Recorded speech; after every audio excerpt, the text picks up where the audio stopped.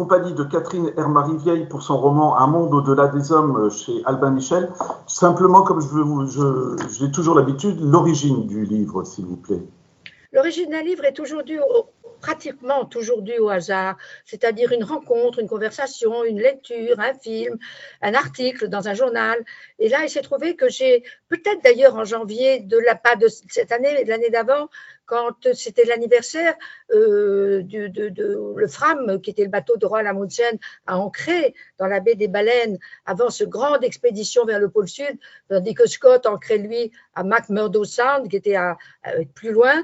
Ça m'a peut-être inspiré, puis le nom, la baie des Baleines, McMurdo Sound, et puis cet Antarctique où on avait essayé de pénétrer, parce que c'est sûr qu'il y avait eu des explorateurs, dont Scott, qui avait été parcouru quelques dizaines et même centaines de kilomètres vers le pôle Sud, mais il n'était pas arrivé au pôle Sud. Donc le pôle Sud était toujours à découvrir.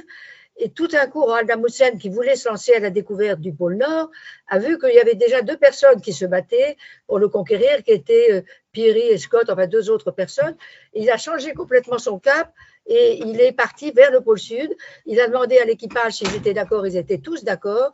Mais Scott, qui lui avait comme objectif la conquête du pôle Sud, ne l'a su que très tard, car Amundsen l'a prévenu par télégramme uniquement quand il arrivait en Nouvelle-Zélande. Donc ça, pour lui, ça a été un choc terrible. Il avait un concurrent, et quel concurrent? Un concurrent de grande taille. Ouais. Et ce que je trouve assez fascinant, c'est qu'on se rend compte qu'à l'époque, il y avait encore des territoires à conquérir et que ce sont deux hommes qui partent sans vraiment trop savoir s'ils vont s'en sortir finalement. Il y a le côté défi aussi dans ces histoires. Bien sûr, et c'est ça aussi qui m'a fascinée en tant que romancière, et les romanciers adorent s'évader, sortir d'eux-mêmes.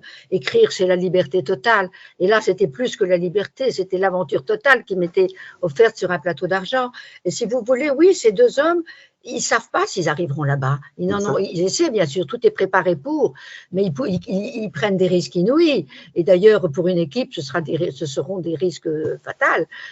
Mais ces hommes qui sont capables de tout pour arriver à leur objectif, qui sont tellement décidés à gagner, ça m'a semblé intéressant.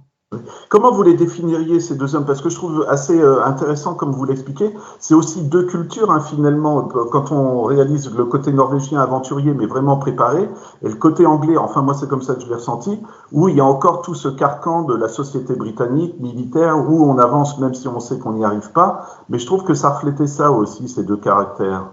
Ah mais complètement, là vous avez totalement raison, c'est-à-dire que quand les Anglais ont réalisé qu'ils avaient fait une faute majeure en prenant des espèces de traîneaux à moteur qui sont tous tombés en panne, Ouais. et des poneys qui venaient de Mandchourie mais qui n'étaient pas en bon état et qui n'ont pas survécu, et bien les Anglais, leur chance de l'honneur, c'était quand même d'y arriver. Donc ils se sont attelés eux-mêmes aux traîneaux, ils avaient des harnais et ils tiraient les traîneaux, alors que les Norvégiens avaient absolument tout prévu en achetant des chiens et en ayant des traîneaux adaptés parfaitement aux conditions climatiques, légers pour aller plus vite. En fait, chez les Norvégiens, tout était étudié au poil près.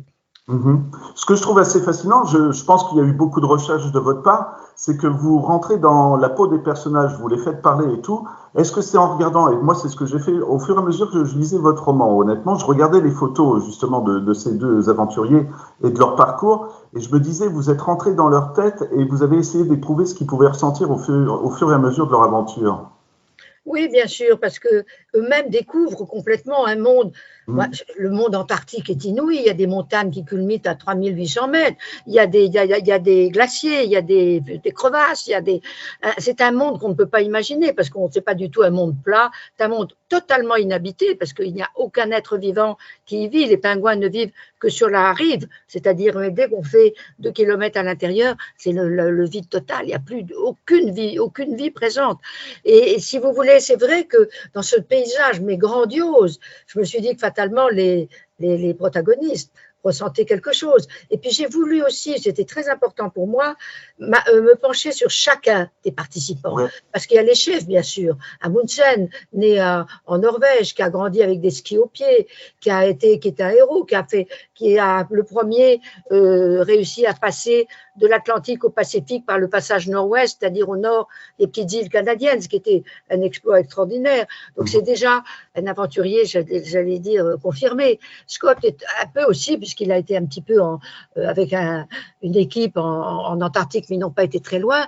Mais si vous voulez, c'est vrai que je me suis dit, il se passe fatalement dans leur tête des moments d'enthousiasme et puis des moments aussi de découragement, des moments de souffrance affreuse aussi, parce qu'ils souffrent, il fait moins 40, moins 50, et puis il faut quand même y aller, et puis ils ont faim, et puis il faut mettre des dépôts, et puis Amundsen est obligé de tuer la moitié des chiens pour les manger, parce que sinon tous les chiens et tous les hommes meurent, donc il faut prendre des décisions drastiques, et puis tous ces hommes qui les accompagnent, j'ai voulu les découvrir un par un, savoir qui ils étaient, d'où ils venaient, quels étaient leurs espoirs, pourquoi ils s'étaient enrôlés dans ces équipes en sachant qu'ils risquaient leur vie. Ça, c'est très intéressant, mais ça, c'est pas la romancière, parce que j'ai rien inventé, mais c'est le désir de la romancière de pénétrer le cœur des hommes.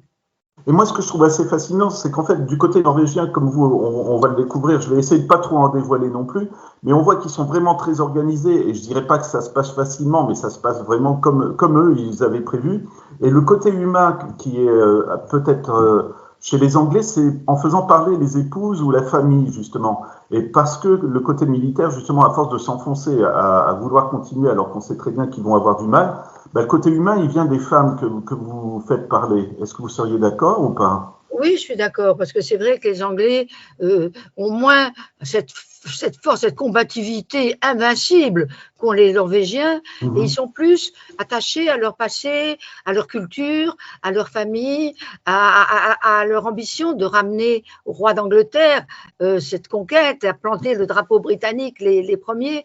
Et puis, dans ce groupe anglais, c'est très hétérogène, contrairement au groupe norvégien qui était finalement assez homogène. Ce sont tous des gars qui en veulent, des skieurs aguerris, des gens qui ont déjà complètement connu les chiens, les traîneaux, la neige, le froid, enfin tout, alors que les Anglais, non.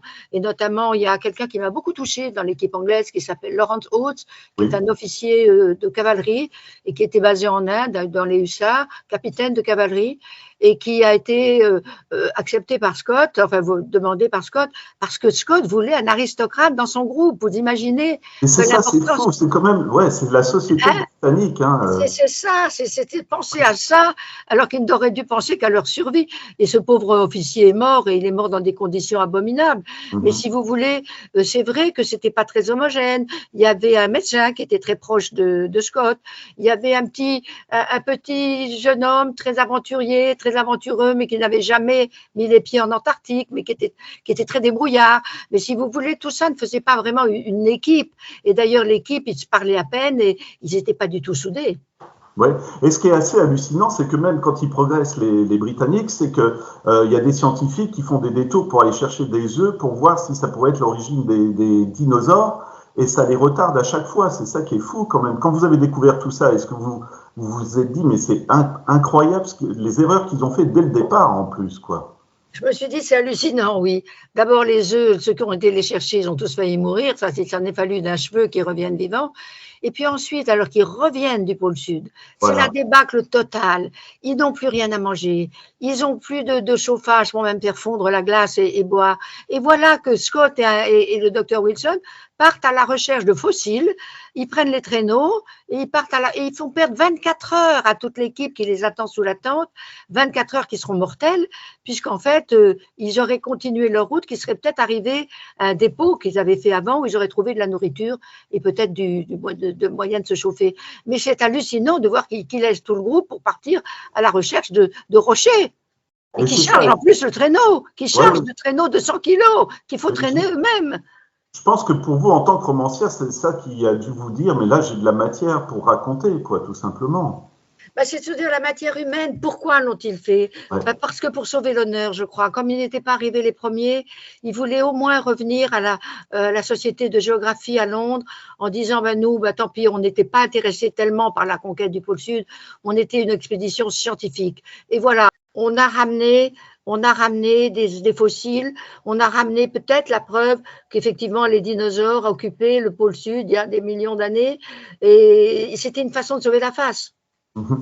Moi, vraiment, alors je vais rentrer dans la cuisine de la romancière, mais j'ai bien aimé la structure du roman. Vous avez pensé tout de suite à séparer les deux histoires, ou est-ce que vous avez pensé à un moment à faire un jeu de renvoi en disant à telle étape, eux, ils en étaient là et les autres en étaient là, ou comment vous l'avez abordé, l'écriture? Non, c'est venu très vite l'idée de deux expéditions, la montée des uns vers la victoire et la descente des autres vers la catastrophe, vers l'anéantissement total. Et c'est parce que ça aurait été répétitif. Ils rencontrent quand même les mêmes obstacles, les mêmes montagnes, les mêmes glaciers, les mêmes crevasses. Donc, ça aurait été répétitif de suivre leurs deux parcours, d'aller vers le pôle sud. Tandis que le retour pour les Norvégiens se fait très bien, parce que d'abord, c'est la descente, et puis les chiens sont aguerris. Et par contre, c'est le retour que cette équipe anglaise devient totalement émouvante et totalement déchirante, si vous voulez. C'est à leur retour. Donc, c'est cette expérience humaine de leur retour de cette équipe anglaise, moi, qui m'a interpellée. C'est ce que c'était une question que j'allais vous poser. Est-ce qu'il y a eu un peu plus de plaisir à raconter l'histoire de tel ou tel, ou est-ce que les deux étaient intéressants pour vous? Enfin, intéressants, les deux sont intéressants, mais il y en a certainement. Du côté dramatique, pour moi, c'est les Anglais qui est le plus intéressant, honnêtement. Écoutez, non, les deux m'ont intéressé. Les premiers, par leur volonté, leur combativité, leur courage, leur obstination, le fait que, comme ils avaient décidé d'y arriver, ils y arriveraient, coûte que Ah, coûte, quoi Hugo, qu'il arrive. Catherine. Et ça, c'est cette espèce de force, de caractère, ce courage physique extraordinaire m'a interpellée. Et par contre, oui, au retour, c'était beaucoup plus émotionnel. Il n'y a pas tellement d'émotions possibles, il y a beaucoup d'admiration dans l'expédition d'Amundsen. On est follement admiratif de l'exploit de ces 5 hommes. Mais au retour, on est ému par petit à petit la dislocation, la tristesse de voir ces hommes qui d'abord sont arrivés trop tard, ont vu le drapeau norvégien flotter sur le pôle sud, et puis ensuite, petit à petit, la descente vers la mort. Voilà, c'est très émouvant. Et en plus, je me demandais, est-ce que pour vous, il y a encore des aventuriers modernes? Est-ce que vous auriez des histoires comme ça à notre époque? Parce qu'on est tellement, et c'est horrible, hein, mais je vais le dire comme ça, mais on est tellement blasé qu'on a l'impression qu'on connaît tous les recoins de la Terre. Oui, vous avez raison. Maintenant, peut-être que les jeunes, parce qu'en fait, ce sont quand même des hommes jeunes qui partent vivre ces aventures. Alors, on dit, il n'y a pas de femmes. Non, les femmes ne pouvaient pas, parce il fallait quand les traîneaux versaient, il fallait les remettre sur les patins. Et ça, il faut une force physique que 9 femmes, ou même 99 femmes sur 100 n'ont pas. Et puis, il y a un manque total d'intimité. Il y a une vie très, très difficile. À mon avis, ça aurait été difficile pour des femmes, même maintenant. Mais c'est vrai qu'il y a peu de personnes qui seraient prêts à ces exploits. Mais comme vous dites, il n'y a plus beaucoup à aller où? Dans l'Amazonie, ça a déjà été parcouru, le pôle Nord a été parcouru, il n'y a plus beaucoup de choses. Et c'est vrai que maintenant, c'est une époque de curiosité intense des derniers exploits à accomplir. Ces exploits, c'est là l'époque de Lindbergh, qui aborde un coucou misérable avec 2 petits moteurs, va se lancer au-dessus de l'Atlantique avec une chance sur 2 de mourir, hein, parce que son avion, c'était quelque chose de très, très léger. Et il réussit parce qu'il veut réussir. Il passe 48 heures sans dormir, en buvant juste quelques gorgées d'eau. Donc, c'est une époque où il y a encore des hommes qui veulent arriver à des exploits qui n'ont jamais été faits avant eux. Alors maintenant, il y en a peut-être aller dans la Lune, aller sur Mars, mais sur Terre, je ne vois plus beaucoup de ces exploits à accomplir. Peut-être y en a-t-il, mais je n'en vois pas, moi. Est-ce que vous avez du mal à quitter un roman comme celui-ci? Parce que vous l'expliquez très bien, c'est tellement exaltant, hein, finalement. Moi, je ne serais pas du tout d'accord pour aller en Antarctique ou quoi que ce soit, mais comme vous l'écrivez, c'est assez passionnant, hein, de lire tout ça. Oh ben, je vais vous dire, moi, ils sont tellement rentrés dans mon cœur, j'allais dire, oui, ces 10 personnes qui me quitteront jamais. Ils m'ont marqué tellement profondément, chacun avec leur personnalité, leur espoir, leurs espoirs, leurs désespoirs. Ils m'ont tellement marqué que jusqu'à ma mort, ils resteront en moi. Et j'ai du mal à réécrire quelque chose maintenant parce que j'ai du mal à me détacher d'eux. Ils sont tellement prenants, tellement attachants, tellement, ils font tellement partie de quelque chose que l'on souhaite, c'est un tel envol vers les hauteurs, ils vont toujours plus haut, ils vont toujours plus loin, que c'est quelque chose qui m'a complètement moi-même stimulée et je crois vraiment que je m'en détacherai jamais. C'est une question qui va peut-être vous paraître anecdotique, mais je trouve que vous parlez très bien des animaux, parce que malgré tout, si je vais pas dire les chevaux, ça y est, je perds le terme, mais oui, enfin, il y a les poneys, il y a les chiens. Les poneys et les chiens, et je trouve très émouvant aussi comment vous racontez leur destin, parce que malheureusement, beaucoup vont pas revenir. Il y en a qui sont sacrifiés, comme vous l'avez expliqué, mais ça fait mal au cœur, notamment à Amundsen, quoi. Oh ben bien sûr, on m'a beaucoup dit, mais quelle horreur, mais quel monstre. Mais sinon, tout le monde mourrait. Les hommes comme les chiens mourraient. Il n'y avait pas le choix, si vous voulez. Quand on se lance dans ce genre d'exploit, il ne faut pas avoir une sentimentalité poussée à l'extrême, parce que les chiens aussi devaient manger, et les hommes aussi. Donc ça s'imposait absolument. Et ils ont des noms, tous ces chiens. Et je me suis beaucoup attachée à eux, parce qu'il y en a qui sont très, très attachants, très sympathiques. D'ailleurs, il y en a un qui va repartir en Norvège avec un des explorateurs et qui va vivre là au bord de son fjord. Mais il est bien celui qui va essayer de retrouver sa bien-aimée qui était morte. Il était amoureux d'une chienne qui meurt et qu'on n'enterre pas, d'ailleurs, qu'on met sur un tumulus de neige. Et il quitte le groupe et il va essayer de retrouver Lucie. Il retrouve Lucie, mais il doit voir qu'il n'y a rien à espérer d'elle.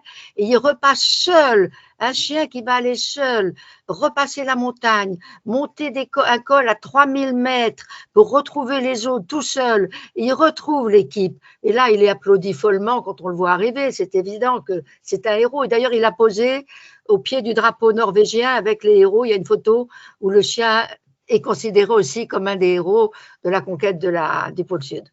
Voilà, ça sera une de mes dernières questions, Catherine, mais vous pouvez quand même nous dire combien de kilomètres ils ont parcouru, parce que c'est assez hallucinant quand même, toutes les distances aller-retour qu'ils ont dû faire. 3800 kilomètres. Voilà, en combien de temps? En 99 jours.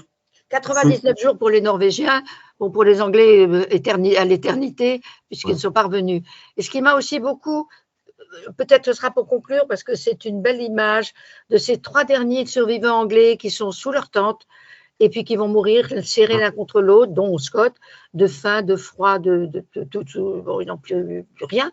Et quand 1 an plus tard, parce qu'il faut attendre évidemment l'été austral, il n'est pas question de s'embarquer dans l'hiver antarctique, et puis il y a 6 mois de jour et 6 mois de nuit, donc il y a des conditions, je veux dire, très, très contraignantes. Et bien, quand ils ont pu partir à la recherche de cette équipe anglaise, ils sont arrivés à la tente, ils ont vu les 3 cadavres, bien sûr, congelés, et on a simplement abaissé la tente sur eux, on a recouvert de neige la tente et on a planté une croix.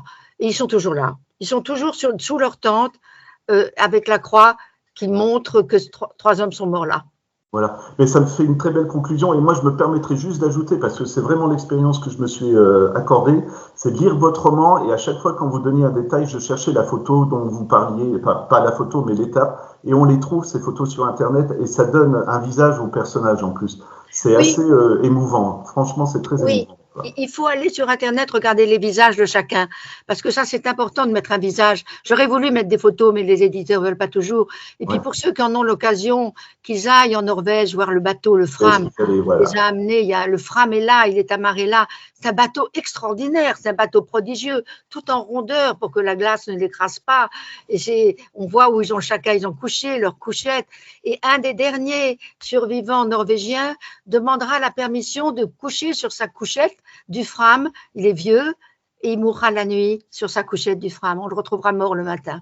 Voilà, Catherine, moi je vous remercie vraiment parce que on a raconté beaucoup de choses, mais il y a encore plus de détails à découvrir dans votre roman et c'est assez fascinant. Moi j'ai été vraiment enthousiasmé, il faudrait en faire un film, quoi, tout simplement. Voilà. Mais oui. Je vous remercie, je rappelle juste le titre de votre roman, donc Catherine Hermary-Vieille pour Un monde au-delà des hommes aux éditions Albin Michel.